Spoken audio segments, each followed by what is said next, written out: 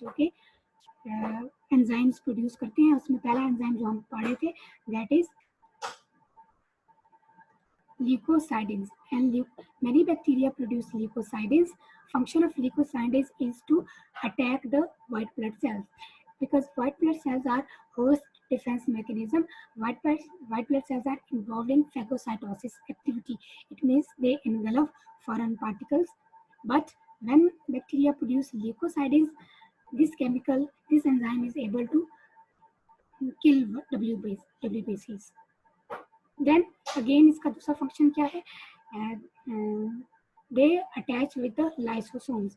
Lysosomes is an organelle in the host. Lysosome produces some enzymes, proteolytic enzyme produce करते हैं, जिसकी वजह से कोई भी फॉरेन पार्टिकल है उसको डिस्ट्रॉय कर देते हैं। तो जो ल्यूकोसाइडिन्स हैं वो लाइसोसोम्स को डैमेज कर देते हैं और फैगोसाइटोसिस से बच जाते हैं और फिर डिजीज कॉज करते हैं।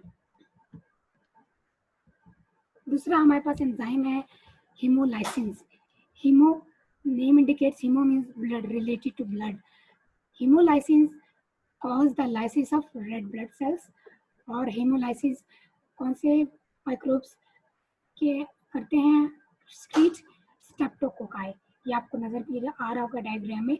Streptococci are able to enter into the host through secretion of enzyme called hemolysis, and hemolysis destroy the red blood cells. अब हमारे पास ये जो हेमोलाइसिस है इसकी टाइप्स हैं। एक टाइप है हमारे पास alpha haemolytic streptococci, secrete hemolysis that cause the incomplete lysis और रेड ब्लड सेल्स, यानी ये कंप्लीट डिस्ट्रक्शन नहीं करता रेड ब्लड सेल्स को, सिर्फ पार्शियल लाइसिस होती है रेड ब्लड सेल्स की। ठीक है, किसकी? Alpha haemolytic. हेमोलाइसिस में एक है अल्फा, और अल्फा हेमोलिटिक इनकम्प्लीट डिस्ट्रक्शन करता है रेड ब्लड सेल्स की। और बीटा क्या करता है? Beta hemolytic streptococci, this enzyme secrete hemolysis that cause the complete lysis of red blood cells. तो कुछ हेमोलाइसिस ऐसे हैं जो कि फुल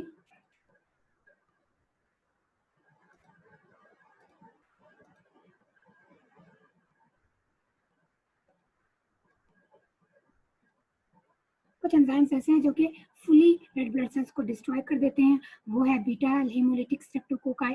कुछ एंजाइम्स ऐसे हैं जो कि पार्शियल डिस्ट्रॉय करते हैं, पार्शियली या इनकम्प्लीट लाइसिस करते हैं, वो है अल्फा हेमोलिटिक स्ट्रेप्टोकोकाई। और फिर हमारे पास थर्ड टाइप है एंजाइम्स की, वो है कोगुलिनेज।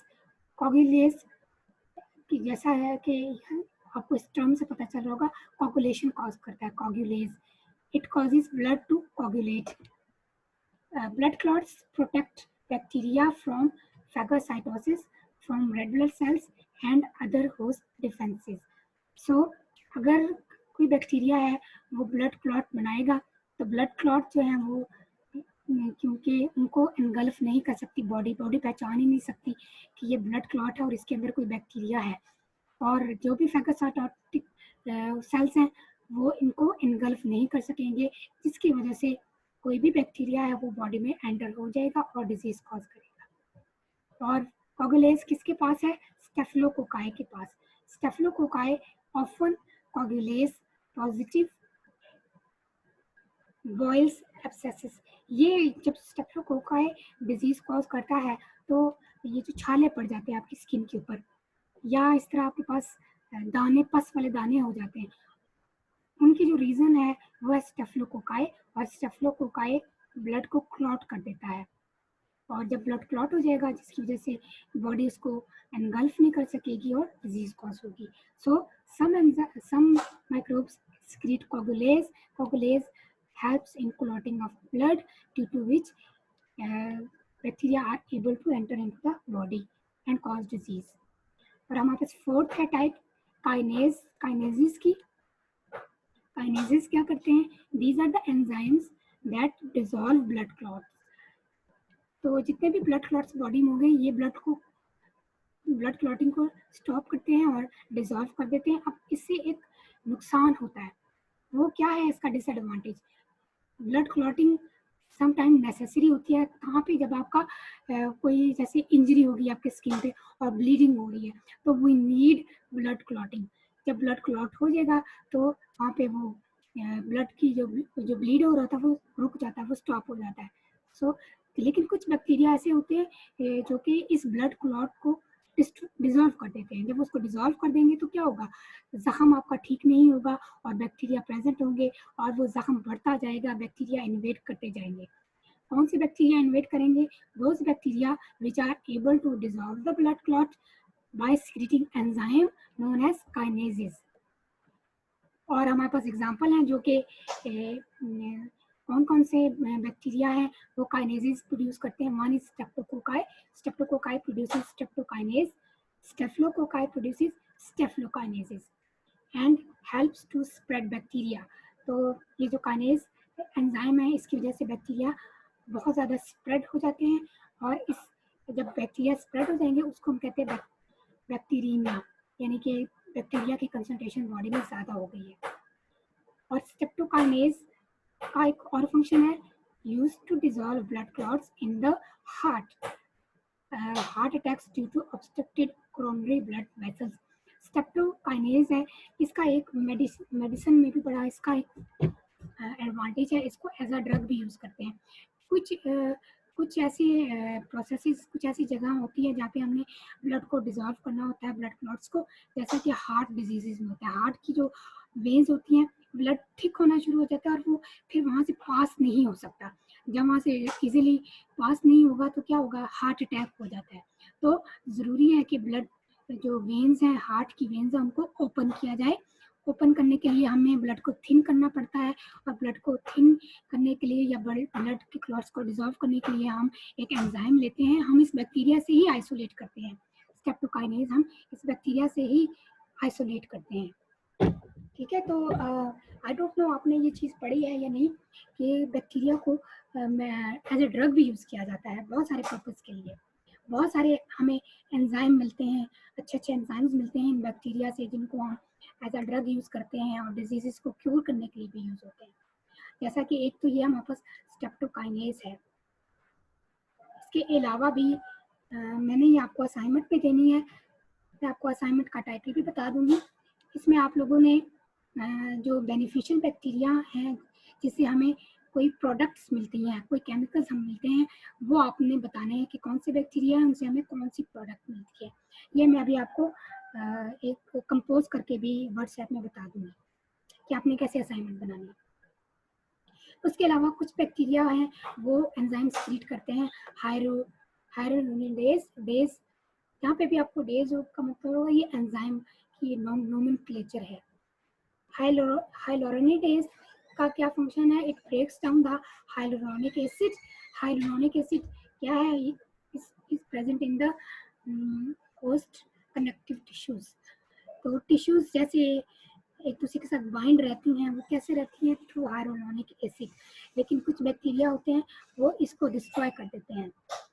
जैसे ही वो हाइलोरोनिक एसिड को डिस्ट्रॉय करेंगे, ये ब्रेक डाउन करेंगे, then they are able to spread, और हम इसको स्प्रेडिंग फैक्टर भी कहते हैं। स्प्रेडिंग फैक्टर कैसे कहते हैं, if hyaluronic acid is in contact, bacteria are not able to enter into the body and damage the tissue, but some bacteria produces an enzyme which can break down this acid, hyaluronic acid, and they can spread into the body. That is why this hyaluronic acid is called spreading factor, mixed with a drug to help spread the drug through a body tissue. So again ये बड़ा अच्छा इसका benefit है कि क्योंकि hyaluronic acid ने spread होना है पूरी बॉडी में, तो हम क्यों ना हम इसके साथ कोई ड्रग अटैच कर दें। जब हम इसके साथ कोई ड्रग अटैच कर देंगे वो ड्रग भी इजीली बॉडी में स्प्रेड हो जाएगी और डिजीज जो है वो इससे क्योर हो जाएगी, या डिजीज को आप स्टॉप कर सकते हैं। सो आप इसका एक बेनिफिशियल इफेक्ट भी है। फिर हमारे पास लास्ट है एंजाइम जो कि बैक्टीरिया प्रोड्यूस करते हैं और जिसकी वजह से वो बॉडी में एंटर होते हैं और डिजीज कॉज करते हैं। The enzyme is known as collagenase. Again collagen, this enzyme related to the collagen. और कोलेजन क्या है, कोलेजन हमारी जो स्किन में एक प्रोटीन है और प्रोटेक्टिव लेयर होती है, ठीक है। ये एक हमारे पास प्रोटीन है कोलेजन, स्किन में प्रेजेंट होती है, जिसकी वजह से स्किन फर्म रहती है। तो कुछ बैक्टीरिया ऐसे होते हैं जो कि कोलेजन को या इस प्रोटेक्टिव लेयर को डिसॉल्व कर सकते हैं by producing enzyme called collagenase and they are able to penetrate into the body. कौन से बैक्टीरिया जो हैं वो प्रोड्यूस करते हैं कोलेजिनेज? क्लोस्ट्रीडियम। और ये क्लोस्ट्रीडियम कौन सी डिजीज कॉज करता है? Gas gangrene uses this to spread through muscle tissue. तो ये डिजीज है गैस गैंग्रीन। ये एक किस्म, इस डिजीज में गैस गैंग्रीन में क्या होता है कि टॉक्सिन फैल जाता है पूरी बॉडी में, जिसकी वजह से जो बॉडी की टिश्यूज हैं वो डैमेज होती हैं और डिजीज कॉज होती है। सो some bacteria produce collagenase to invade into the host body, and the function of the collagenase is to break down the collagen. And what is collagen? It is a protective layer, and example is clostridium. फिर हमारे पास है जी last necrotizing factor. और necrotizing factor कुछ bacteria enzyme produce करते हैं जिसको हम कहते हैं necrotizing factor. This necrotizing factor damage the tissues. Necrosis, necrosis का मतलब होता है टिश्यू डैमेज। तो जो भी बैक्टीरिया नेक्रोटाइजिंग फैक्टर प्रोड्यूस करेंगे वो क्या करेंगे? वो टिश्यू को डैमेज कर देंगे, कॉजेज डेथ और necrosis of the tissue cells. और इसके हमारे पास एग्जांपल है फ्लैश ईटिंग बैक्टीरिया। कुछ बैक्टीरिया ऐसे होते हैं जो कि जो ह्यूमन फ्लैश है वो उनका फूड है। तो उससे क्या होता है कि स्किन जो है वो आहिस्ता आहिस्ता ख़त्म होती जाती है उस जगह से। जैसे कि ये आपको फुट के ऊपर एक नज़र आ रहा होगा, ये आपको रेड कलर का नज़र आ रहा होगा, ये ब्लीड होना शुरू हो जाता है। तो कुछ बैक्टीरिया ऐसे होते हैं जो कि स्किन या फ्लैश को एज अ फूड यूज़ करते हैं। और वो कौन से बैक्टीरिया हैं? वो है necrotizing factor producing bacteria, because वो इजीली टिश्यूज को डैमेज कर सकते हैं क्योंकि उनके पास एक केमिकल है जिससे वो टिश्यू को डैमेज करते हैं, और जब वो डैमेज करेंगे तो इजीली इन्वेड कर सकेंगे। फिर जी हमारे पास जो नेक्स्ट मैकेनिज्म है जिसके जरिए बैक्टीरिया एंटर होते हैं बॉडी में और डिजीज कॉज करते हैं, वो है बाय प्रोड्यूसिंग सर्टेन केमिकल्स। और वो केमिकल्स टॉक्सिन्स की फॉर्म में होते हैं, bacterial toxins, poisonous substances produced by microorganisms, toxins, primary factor, pathogenicity। यानी कि जो पैथोजेनिसिटी का प्राइमरी फैक्टर है, फर्स्ट फैक्टर है, it is the production of toxin. बहुत सारे बैक्टीरिया टॉक्सिन प्रोड्यूस करते हैं और उससे डिजीज होती है। तकरीबन हमारे पास 220 बैक्टीरियल स्पीशीज है जो कि टॉक्सिन प्रोड्यूस करती है, जिनमें से 40% cause disease by damaging the eukaryotic cell membrane. ये 220 में से 40% जो है वो यूकैरियोट्स को अफेक्ट करते हैं और यूकैरियोट्स की सेल मेम्ब्रेन को डैमेज करते हैं टॉक्सिन। और जो डिजीज होती है उसको हम कहते हैं toxaemia, toxins in the blood stream. जब भी टॉक्सिन जो है वो क्योंकि वो ब्लड के जरिए स्प्रेड होता है बॉडी में, तो हम उसको टॉक्सीमिया भी कहते हैं। टॉक्सिन्स की टाइप्स हैं हमारे पास दो।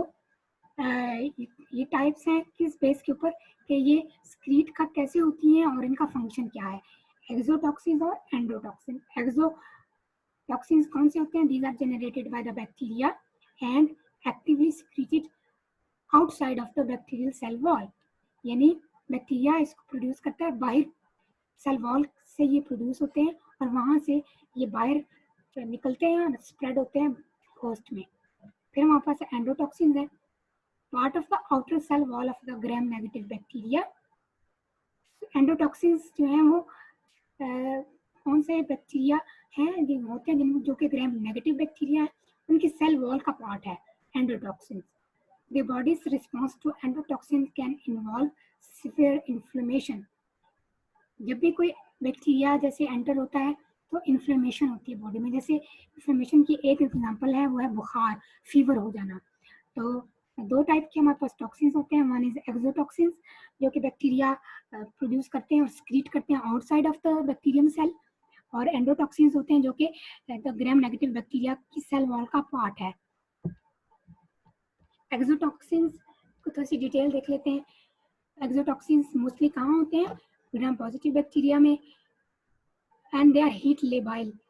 हीट लेबाइल का क्या मतलब है कि they can easily resist the heat, can be inactivated by heating at 60 to 80 degree. Heat labile का मतलब है कि हीट कितने हीट से किल हो जाते हैं, इजीली किल हो जाते हैं।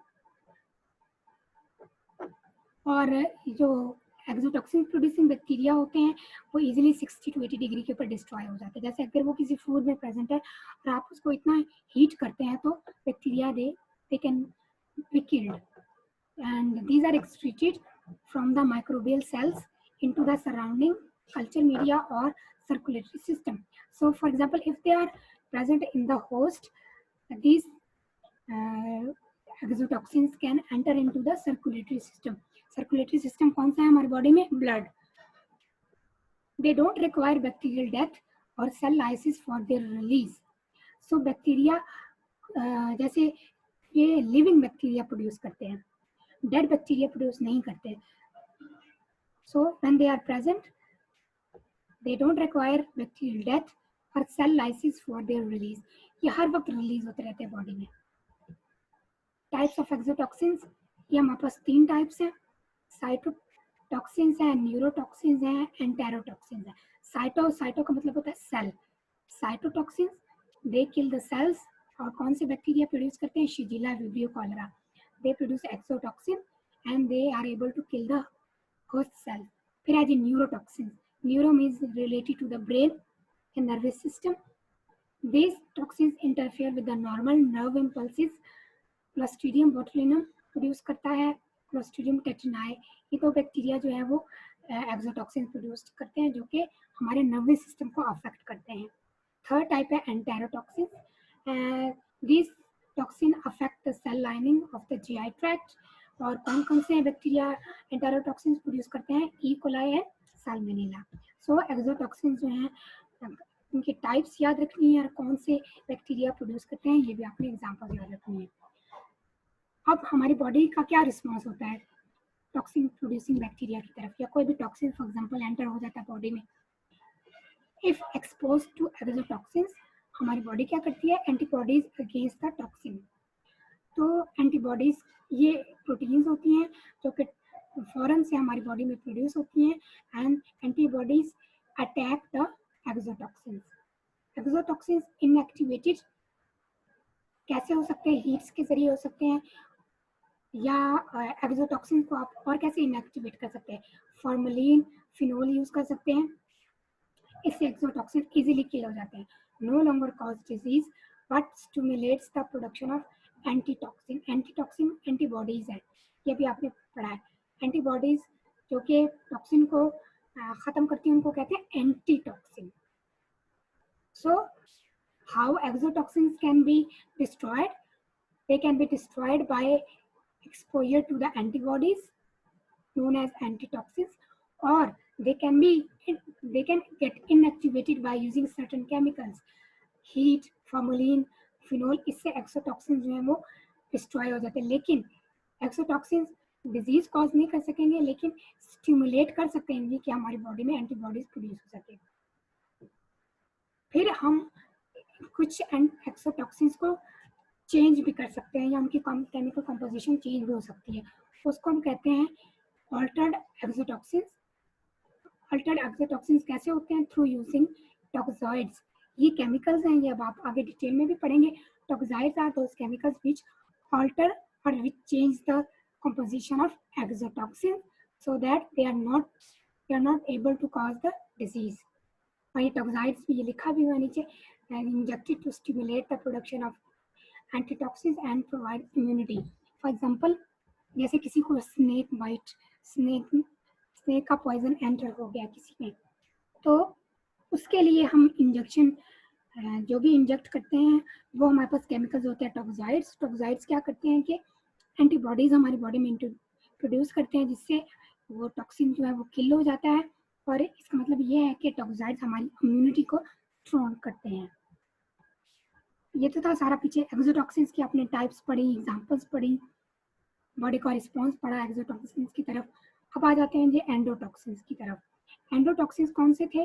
जो कि बैक्टीरिया की सेल वॉल का पार्ट होते हैं Biologically activity or toxicity of the endotoxin is largely due to lipid A. तो जो पार्ट है, हम जो कह रहे हैं बैक्टीरियल सेल वॉल का पार्ट है, वो लिपिड ए है. Lipid A is the endotoxin part of the bacteria. These are heat stable. It means कि ये हीट, जितनी भी आप हीट प्रोवाइड करेंगे वो ये किल नहीं होंगे. Relatively heat stable and can withstand heat over 60 degree for many hours. So you can imagine के endotoxins producing bacteria कितने dangerous हैं. They are heat stable, they are heat resistant. It means they cannot be killed by increasing the heat. लेकिन exotoxin bacteria easily kill हो जाते हैं 60 degree और 60 to 80 degree में. Released upon cell lysis or death. So living bacteria जो है endotoxin produce नहीं करते. एंडोटॉक्सिन कब सिक्रीट होते हैं? जब वो बैक्टीरिया हमारी बॉडीज को किल कर दे या उसको डिस्ट्रॉय कर दे, तो उससे क्या होगा, तब ये एंडोटॉक्सिन रिलीज हो जाएगा. So endotoxin are only secreted upon the bacterial death. They are less potent than exotoxin. Potent का मतलब है कि डेंजरस. ये एक्सोटॉक्सिन से लेस डेंजरस है. They are active in large doses only. So आपको बहुत ज़्यादा इसकी डोजेस चाहिए तब जाके ये डिजीज कॉज करेगा. लेकिन जो एक्सोटॉक्सिन्स हैं वो स्मॉल अमाउंट में भी डिजीज कॉज कर सकते हैं. Pyrogenic often produce fever in host. Pyrogenic का मतलब ये है कि जो कि इंड्यूस करे फीवर को. तो अगर आपने एंडोटॉक्सिन बैक्टीरिया इंजेस्ट कर लिया है, सबसे पहला उसका सिम्टम होता है वो है फीवर. तो बॉडी में टेम्परेचर हाई हो जाता है, बुखार हो जाता है. ये हमारे पास एक पहला सिम्टम है एंडोटॉक्सिन्स का. कौन से बैक्टीरिया प्रोड्यूस करते हैं? साल्मोनेला, शिजिला, इकोलाई, नाइजीरिया, ये सारे एंडोटॉक्सिन प्रोड्यूस करते हैं और डिजीज कॉज करते हैं. फिर एक और केमिकल है जिससे बैक्टीरिया जो है वो इन्वेड कर सकते हैं होस्ट को, वो है bacteriocin. Bacteriocin first discovered by Grattan in 1925. He called his first discovery colicin because it killed E. coli. अब बैक्टीरियोसिन, यहाँ से आप इस टर्म से देखें, ऐसे केमिकल जो कि बैक्टीरिया प्रोड्यूस करके वो बैक्टीरिया ही को किल करते हैं. एक बैक्टीरिया से दूसरे बैक्टीरिया को किल करने के लिए ये केमिकल यूज किए जाते हैं. इनको हम कहते हैं बैक्टीरियोसिन. सबसे पहला जो उसने केमिकल जो फर्स्ट डिस्कवर हुआ था वो कॉलिसिन था, और कॉलिसिन E. coli को किल कर देता है. Bacteriocins are proteinaceous toxins produced by bacteria to inhibit the growth of similar or closely related bacterial strains. So bacteriocins proteinaceous toxin होते हैं. एक बैक्टीरिया दूसरे बैक्टीरिया को ग्रो नहीं होने देता और उसको किल कर देता है. They are typically considered to be narrow spectrum antibiotics. Through this has been debated. ये बैक्टीरियोसिन को आप एज एन एंटीबॉडी भी यूज करते हैं, एंटीबायोटिक्स के तौर पे यूज करते हैं. एंटीबायोटिक्स कौन सी होती है? जो कि बैक्टीरिया को किल करती है. So bacteriocin can be used to kill other types of bacteria and prevent the disease. इसलिए हम इनको एंटीबायोटिक के तौर पे भी यूज करते हैं. और नैरो स्पेक्ट्रम का मतलब है कि बहुत कम टाइप ऑफ बैक्टीरिया को किल कर सकते हैं. एक होता है ब्रॉड स्पेक्ट्रम, एक होता है नैरो. ब्रॉड स्पेक्ट्रम का मतलब है there is large number of bacteria, large and different types of bacteria which can be killed, but narrow means कि one or two types of bacteria can be killed by using bacteriocin. अब bacteriocin के हमारे पास classification है, 3 classification है, 3 classes हैं जिनके base पे हम बैक्टीरियोसिन को डिवाइड करते हैं. One is small peptide inhibitors. Peptide क्या है? प्रोटीन. स्मॉल पेप्टाइड इनहिबिटर्स, तो जितने भी छोटे पेप्टाइड्स होंगे, स्मॉल प्रोटीन होंगी, उनको क्लास 1 इनहिबिट करेगी या डिस्ट्रॉय करेगी. क्लास 2 क्या करती है? Small heat stable proteins. ये हीट में हीट स्टेबल हैं और डिस्ट्रॉय नहीं हो सकती. और थर्ड टाइप है, these are first 2 types were small. Class third is large bacteriocins and these are heat labile protein. Bacteriocins यानी हीट लेबाइल का मतलब है कि इजीली हीट ससेप्टेबल है, हीट में किल हो जाती है. सो आपने ये तीनों टाइप्स याद रखनी है और इनका डिफरेंस भी याद रखना है. अच्छा जी, ये लास्ट स्लाइड है. अब हमने ये सारा पढ़ लिया, बैक्टीरियोसिस के कौन से बैक्टीरिया प्रोड्यूस करते हैं और इनका फंक्शन क्या है, लेकिन इनकी एक मेडिकल सिग्निफिकेंस भी है। मेडिकल सिग्निफिकेंस क्या है बैक्टीरियोसिस की? They are of interest in medicine because they are made by non-pathogenic bacteria and normally colonize the human body. So हमारी जो बॉडी में नॉर्मल फ्लोरा भी प्रेजेंट होते हैं बैक्टीरिया जो कि नॉन पैथोजेनिक है, जो कि डिजीज कॉज नहीं करते, वो बैक्टीरिया बैक्टीरियोसिस प्रोड्यूस करते हैं और हम इसको एज अ ड्रग भी यूज कर सकते हैं। Loss of these harmless bacteria following antibiotics uses may allow opportunistic pathogenic bacteria to invade the human body. So you know, आपको अगर एक बैक्टीरिया याद हो तो वो हमारे स्मॉल इंटेस्टाइन में है, दैट प्रोड्यूसेस विटामिन के। ठीक है, इस तरह और भी बैक्टीरिया हैं जो कि हमारे स्टमक में प्रेजेंट है, स्मॉल इंटेस्टाइन में प्रेजेंट है। These are now normal microbiota of the body and they have certain functions. इनके बड़े इंपॉर्टेंट फंक्शंस हैं बॉडी में। अगर ये व्यक्ति हम एंटीबायोटिक खाते हैं और एंटीबायोटिक ये नहीं डिफ्रेंशिएट करती कि कौन सा पैथोजेनिक बैक्टीरिया कौन सा नॉन पैथोजेनिक, एंटीबायोटिक हर तरह के बैक्टीरिया को जो है वो डिस्ट्रॉय कर देती है। अब जब हर तरह का बैक्टीरिया डिस्ट्रॉय हो जाएगा तो अब वहाँ पर स्पेस खाली है, वहाँ पे कोई भी बैक्टीरिया पैथोजेनिक बैक्टीरिया इन्वेड करेगा। उन बैक्टीरिया को हम कहते हैं अपॉर्चुनिस्टिक बैक्टीरिया, मीन्स उनको अपॉर्चुनिटी मिल गई है कि ये स्पेस खाली है, हम यहाँ पे इन्वेड करें। सो एंटीबायोटिक का ये एक एडवांटेज है, डिसएडवांटेज है सॉरी, एंटीबायोटिक से हर तरह के बैक्टीरिया जो आपके हेल्थ के लिए अच्छे बैक्टीरिया हैं वो भी है वो डिस्ट्रॉय हो जाते हैं। सो ये एक बड़ी इमर्जिंग फील्ड है प्रोबायोटिक्स की। आई डोंट नो आपको इसका आइडिया है कि नहीं। प्रोबायोटिक्स में हम बहुत सारे ऐसे बैक्टीरिया हैं उनको एज अ मेडिसिन यूज़ करते हैं और बहुत सी बॉडी की कंडीशन हैं जैसा कि कॉन्स्टिपेशन है या डायरिया है या इस तरह डाइजेशन से रिलेटेड हम डिजीज़ को क्योर कर सकते हैं by using the this bacteria. इसकी एग्जांपल हमारे पास बेनिफिशियल बैक्टीरिया की है, वो है लैक्टोबैसिलस, और इसके ऊपर बहुत ज़्यादा रिसर्च अभी भी हो रही है कि किस तरह लैक्टोबैसिलस को आप बेनिफिशियल तौर पे यूज़ कर सकते हैं। So that was all about today's lecture. अब आप लोगों का कोई क्वेश्चन है इसमें से तो मुझे बताएं चैट में, बाकी आप लोगों को इसकी रिकॉर्डिंग भी मिल जाएगी और ये लेक्चर स्लाइड्स भी मिल जाएंगी।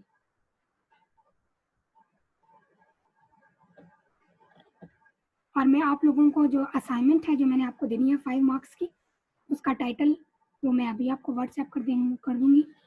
आप लोगों ने साथ साथ इसको याद करना है।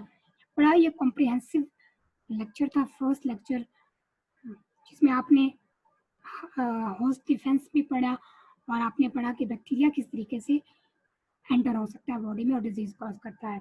नेक्स्ट में हम जो लेक्चर्स होंगे उसमें हम 1 बाय 1 इम्पॉर्टेंट बैक्टीरिया को पढ़ेंगे, इंडिविजुअल बैक्टीरिया को पढ़ेंगे कि वो किस तरीके से डिजीज कॉज कर सकते हैं।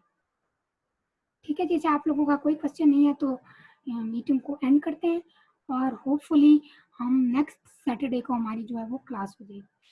ठीक है जी क्लास, अल्लाह हाफिज़।